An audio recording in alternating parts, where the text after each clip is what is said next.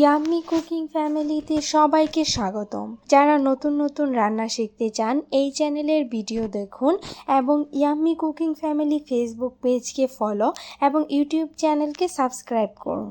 Yummy cooking family মুখরোচক খাবার রান্না শিখতে ও পরিবারের জন্য স্পেশাল কিছু রান্না করতে। আসসালামু আলাইকুম, ইয়াম্মি কুকিং ফ্যামিলিতে সবাইকে স্বাগতম।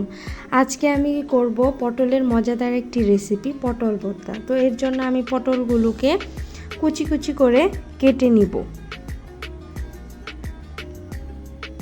এরপর আমি চুলায় একটা কড়াই বসিয়ে দিয়েছি।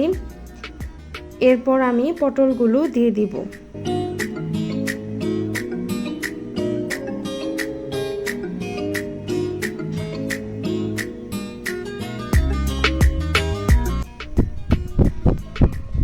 এরপর আমি কিছু রসুন কুচি দিয়ে দিলাম কিছু কাঁচামরিচ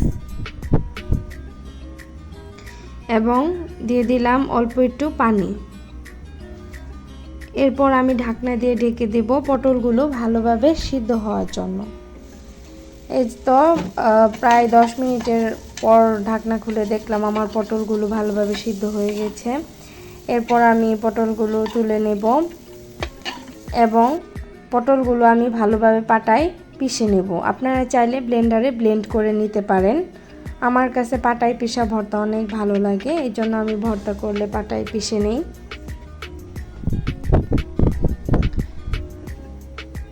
এরপর চুলায় আমি একটি কড়াইয়ে সরিষার তেল দিয়ে দিব। এরপর আমি তেলের মধ্যে দিয়ে দিব শুকনা মরিচ, কালো জিরে, দিয়ে দিলাম কিছু পেঁয়াজ কুচি, রসুন কুচি। তো সবগুলো উপকরণ আমি ভালোভাবে ভেজে নেব।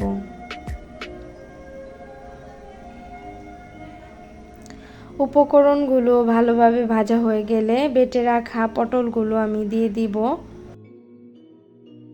এখন আমি স্বাদমতো লবণ দিয়ে দিব। এ পর্যায়ে আমি সবগুলো উপকরণ ভালোভাবে ভেজে নেব।